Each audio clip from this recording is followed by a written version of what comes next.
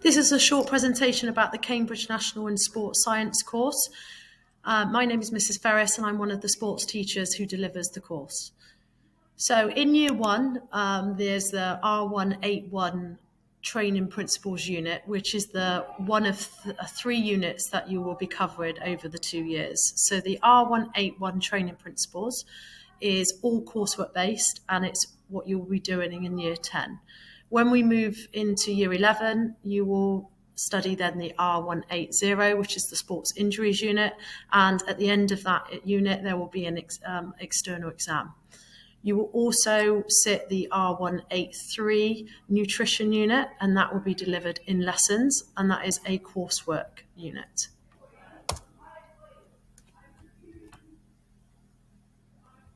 So a little bit about the course itself.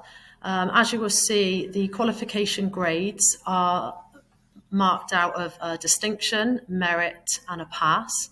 So to get the top marks is a distinction star, D2 star, and that's 180 plus points.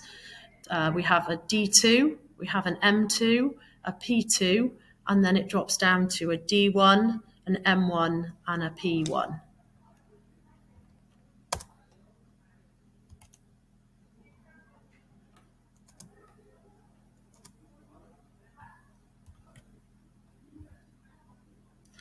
Okay, this slide actually talks about the R181 Applying Principles of Training unit, which is the unit that you're studying in year 10. So throughout here, the TA1, which is the topic areas, there are four in total, and there are 5 assignments that you will sit. This is all internally assessed coursework. There are 16 hours of assessment that are allocated for you during lessons to do this work. And this unit will go towards 40% of your overall qualification. Now, to complete this coursework, you will need to listen in lessons and make sure that you understand the topic area. And then using the resources that are always uploaded onto Google Classroom, you would be able to complete the task. After and during the writing of the task, you will receive feedback from your members of staff, and then you will be able to amend assignment as the sessions go on. Okay, the second unit that you will cover, which will be in year 11, is the reducing the risk of sports injuries.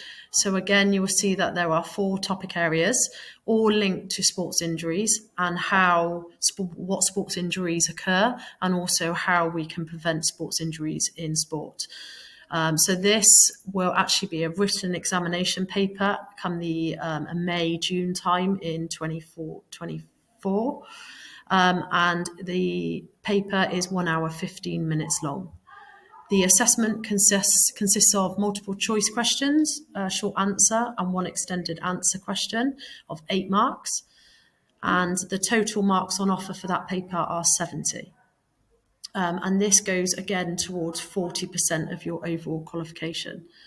Now, to succeed in this unit, we will be doing lots of prep for exam questions, and I will make sure that you are fully ready for this exam and understand the key terminology, vocabs, and so that you're ready for that exam. Also be an expectation to complete exam papers, and this may at times be set for homework and for you to bring in for the following lesson. And that's really helpful for you to understand what it feels like to sit in that exam scenario, that exam context, and understand how a marker or examiner will mark your piece of work.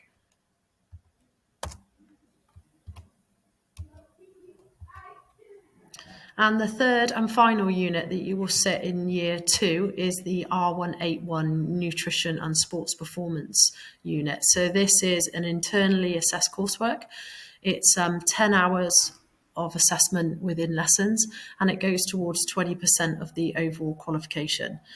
There are 4 topic areas, again, for this unit that you will study within the lessons, and then you will be given allocated time to complete the coursework each assignment.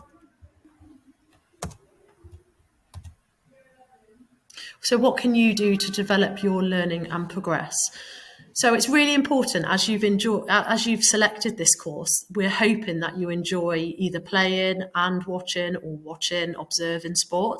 And that's really important. So as the years go on, that you're watching sport on telly, you're playing as much as you can so that we know the best students who get those distinction stars are those who can apply their knowledge to sporting examples. So the more sports that you observe and understand the rules, the regulations, the skills, then the more you're going to be able to apply them in both your coursework and to your exam. Now, what else can you do to develop? By constantly checking on Google Classroom. So we will constantly put on there resources to support you, such as exam questions, mark schemes, examiners' reports, which will prepare you fully for the exam. We will also put things that need to be included in your each and every assignment. Often model examples of what this piece of work could look like, should look like. And any resources, pages, literacy that we feel is really important for the course. Any updates will be put on Google Classroom of any deadlines, your exam, your moderated, and also your external exam. We will communicate with you, but again, please use Google Classroom to help you with that. And once you've submitted a piece of coursework, that coursework will then be marked by members of staff, and then comments will be added to that piece of work. So it's really important that you read those comments and that you understand them. And if you don't, it's about speaking and cooperating with that member of staff. Once you've received them, it's really important to make good progress and try and act on that feedback that is being given to you, and therefore that assignment should the level should go up from, let's say, for example, a P2 to a D2. So if you can do everything that we've talked about on this in this slide, in this presentation, then you would be hardworking, a good independent learner.